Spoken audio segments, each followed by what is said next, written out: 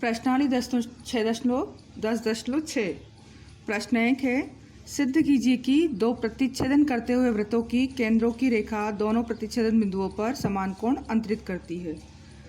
दो वृत्त हैं जिनके केंद्र हैं ए और बी। दोनों वृत्त प्रतिच्छेद करते हैं बिंदु सी पर और डी पर। दिया है दो वृत्त के केंद्र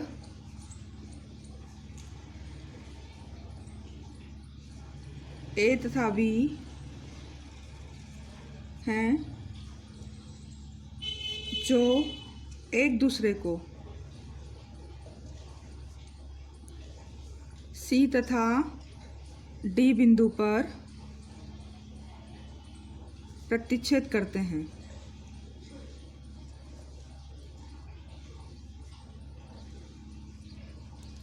सिद्ध करना है कि ये प्रतिच्छेद बिंदु जो हैं वो केंद्र पर कोण जो बनाते हैं ए सी बी बराबर है कोण ए डी बी के।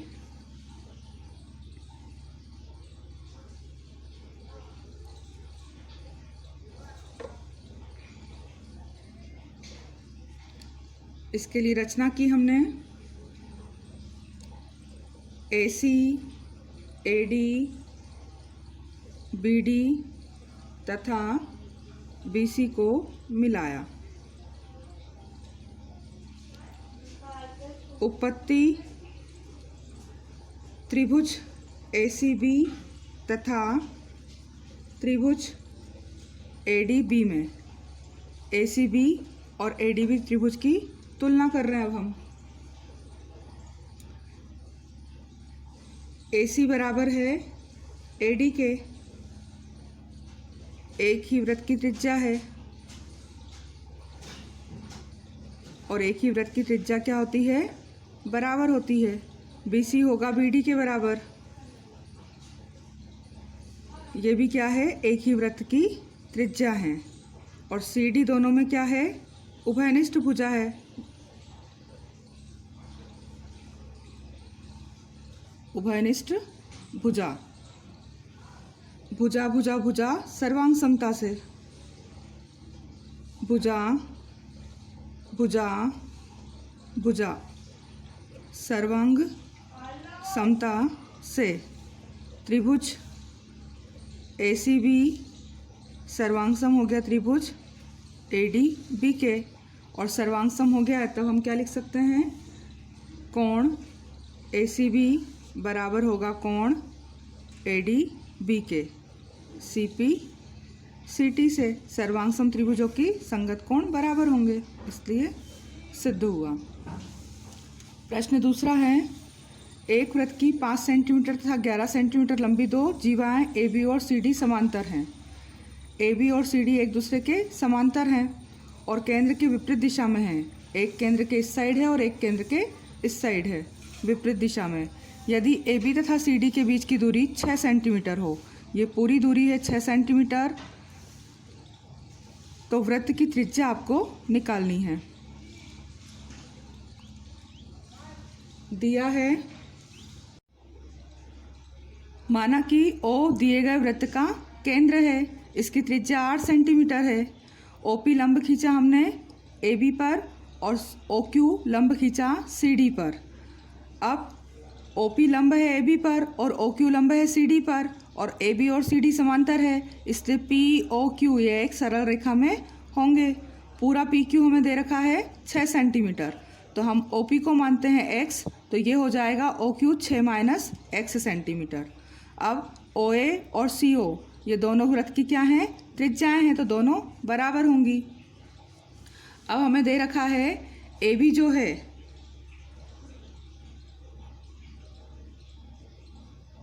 ए बी बराबर है 5 सेंटीमीटर की जीवा।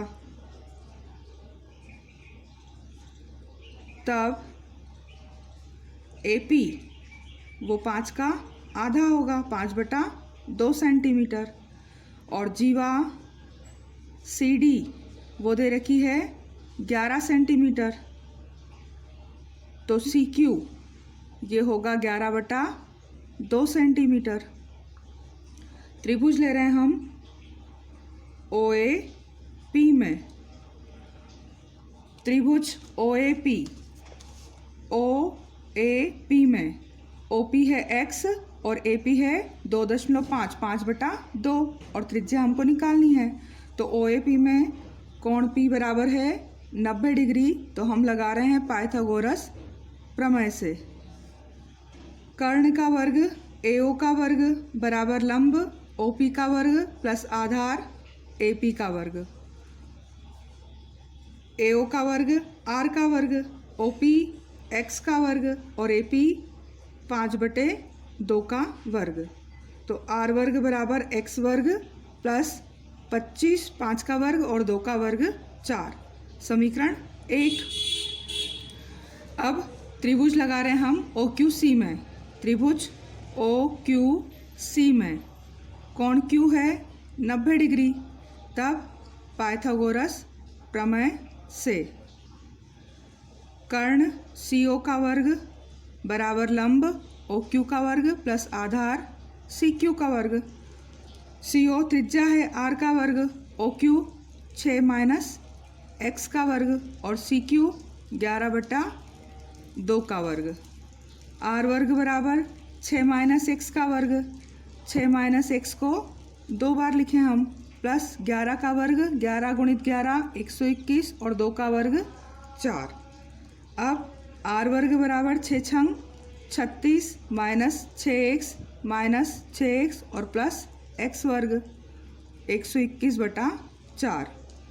R स्क्वायर बराबर आ रहा है 36 - 6x और 6x 12x प्लस x का वर्ग। 121 में 4 का भाग लगाएंगे तो 121 में 4 का भाग ये जाएगा 30.25। R स्क्वायर बराबर आएगा 36 में से 30.25 घटाएं। R स्क्वायर का मान समीकरण इसको बोल दें हम 2 और इस समीकरण 1, दोनों की अब तुलना करें। समीकरण 1 और 2 की तुलना कर रहे हैं। R स्क्वायर बराबर R स्क्वायर। पहली समीकरण का मान था x स्क्वायर प्लस 25/4 और दूसरी समीकरण का मान था R स्क्वायर बराबर 36 - 12x plus x square plus 121/4। तो x वर्ग 25 में 4 का भाग लगाएंगे 6.25 बराबर 36 - 12x प्लस x वर्ग 121 में 4 का भाग 30.25। x वर्ग से x वर्ग कट गए। अब माइनस के 12x को लिखा प्लस का 12x बराबर 36 और 30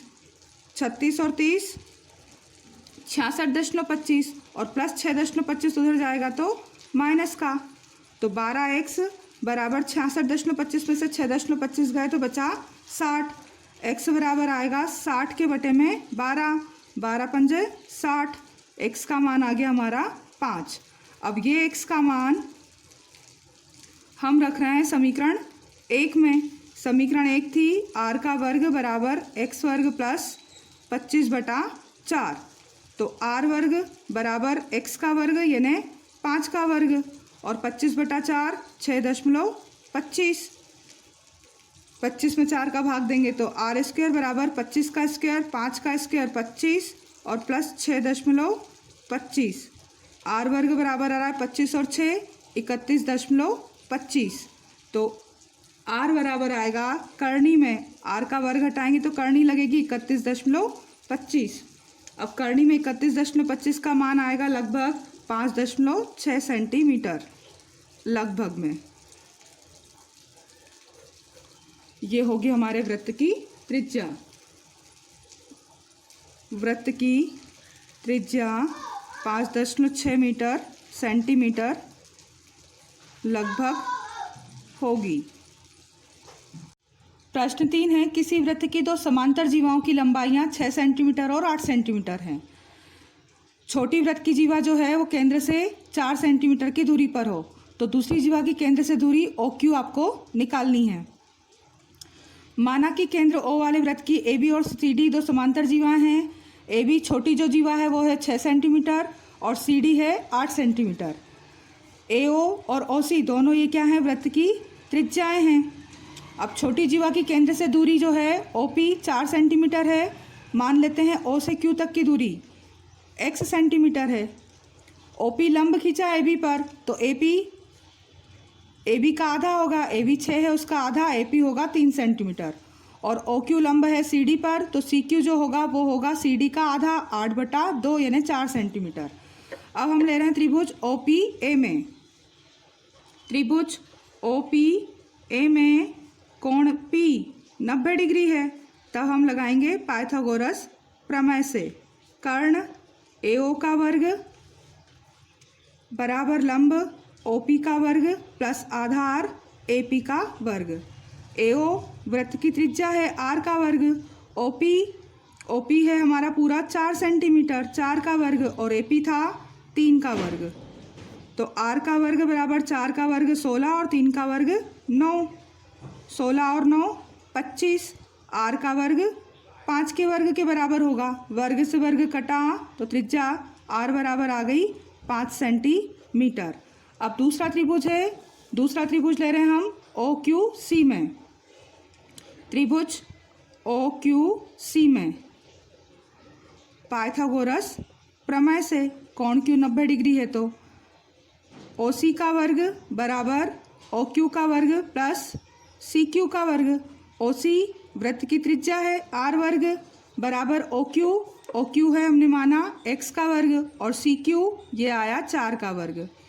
तो R² बराबर x का वर्ग प्लस 4 का वर्ग 16।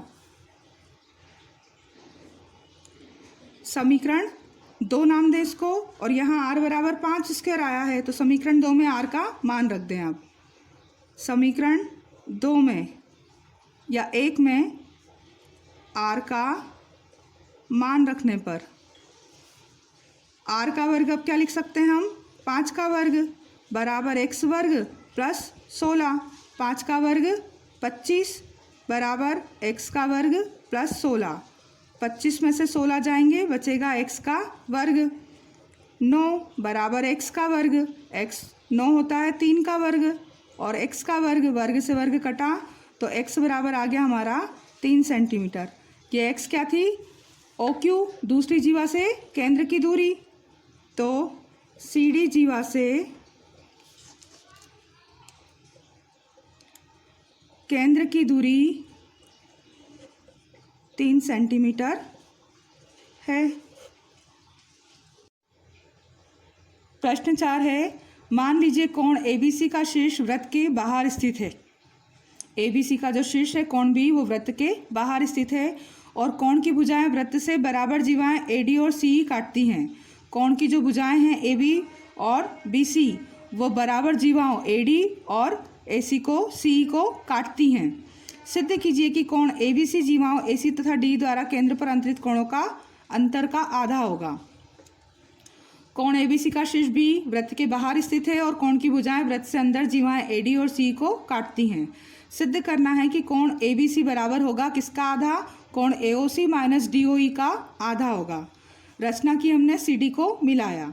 अब उत्पत्ति में त्रिभुज BCD, BC और D, ये इसमें कोण ADC जो है BDC का ADC ये BCD का बाहरी कोण है, बहिर्गत है, बहिष्कोण है। और बहिष्कोण प्रमेय क्या होती है कि त्रिभुज का बहिष्कोण जो होता है त्रिभुज के अंतःदूरस्थ कोणों के योग के बराबर होता है। इससे BCD में कोण ADC जो होगा वो किसके बराबर होगा, कोण DBC प्लस कोण DCB के बराबर होगा। किसी त्रिभुज का बहिष्कोण त्रिभुज के दूरस्थ अंतः कोणों के योग के बराबर होता है। अब ADC जो है दोनों कोणों के योग के बराबर हुआ, और यही ADC जो है वो बराबर होगा 1/2 AOC के, क्योंकि किसी चाप द्वारा वृत्त पर केंद्र पर अंतरित कोण उसी चाप द्वारा शेष परिधि पर जो बना कोण होता है उसका दुगुना होता है। दोनों ADC के मान हैं, इसलिए कि दोनों मान बराबर होंगे। ADC के स्थान पर हम लिख सकते हैं 1/2 AOC। अब इसी प्रकार कोण DCB क्या होगा, 1/2 DOE के होगा। समीकरण 1, 2 और 3। समीकरण 1, 2, 3 से क्या होगा, 1/2 कोण AOC जो है वो किसके बराबर होगा, DBC के, और DCB का जो मान है वो 1/2 DOE। तो समीकरण 1 और 2, 3 से क्या लिख सकते हैं हम, 1/2 AOC बराबर होगा DBC प्लस 1/2 DOE के। अब DBC निकालना है हमको, तो DBC बराबर होगा 1/2 AOC और ये माइनस हो जाएगा 1/2 DOE।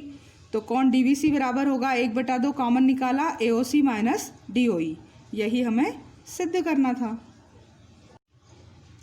पांचवा प्रश्न है, सिद्ध कीजिए कि किसी समचतुर्भुज की भुजा को व्यास मानकर खींचा गया वृत्त उसके विकर्णों के प्रतिच्छेदन बिंदु से होकर गुजरता है। दिया है आपको ABCD एक समचतुर्भुज है, AC और BD उसके दो विकर्ण हैं।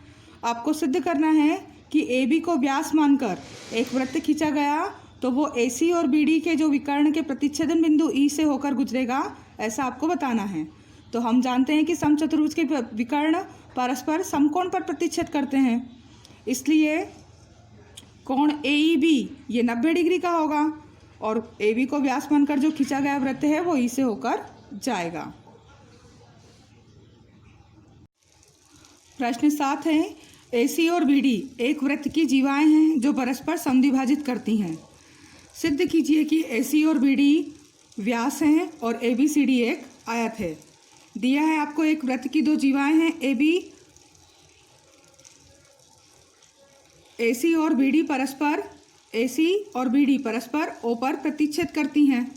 सिद्ध करना है कि AC और BD व्यास हैं। ये जो जीवाएं हैं वो जीवाएं ना होकर क्या हैं, वृत्त के व्यास हैं, ये सिद्ध करना है और ABCD एक आयत है।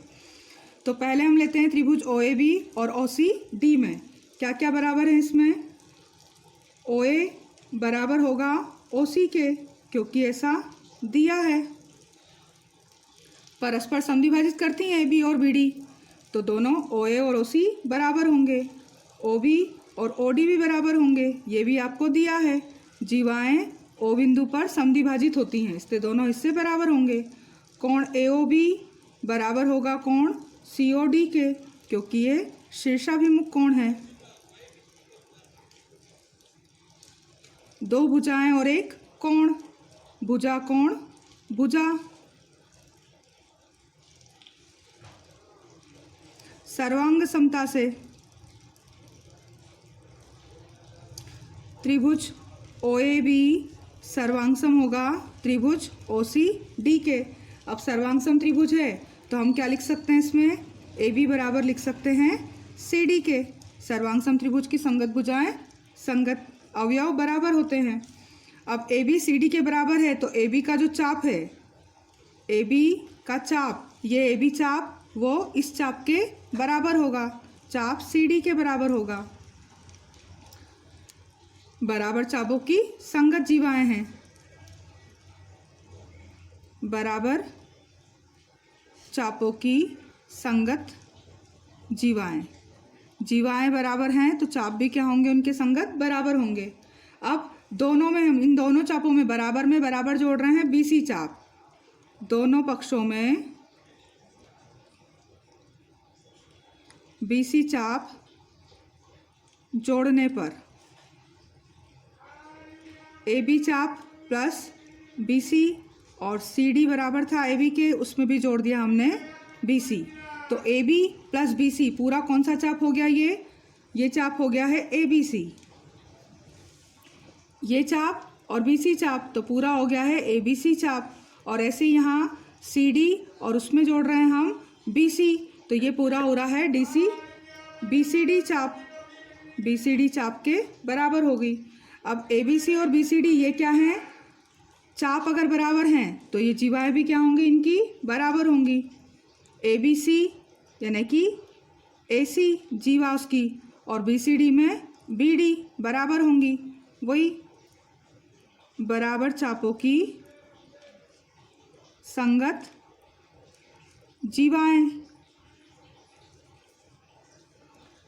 बराबर चापों की संगत जीवाएं बराबर होंगी, इसलिए AC और BD क्या होंगे, वृत्त के व्यास हैं। ये पहला सिद्ध हुआ।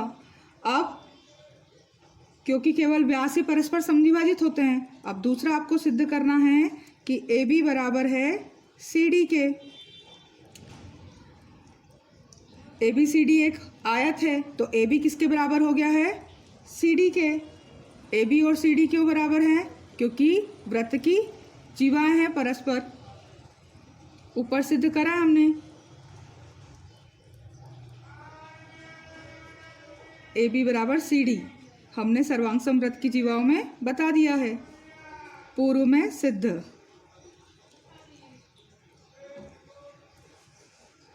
त्रिभुज सर्वांग सम थे तो उनकी ए बी और सी डी जीवा बराबर थी, फिर चाप बराबर की हमने, तो ए बी बराबर है सी डी के। और विकर्ण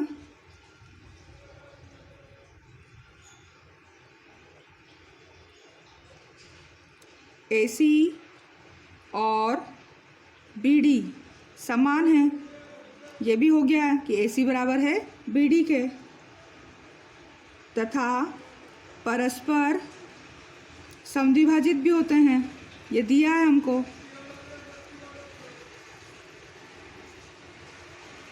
इसलिए ए बी सी डी क्या होगा? एक आयत है।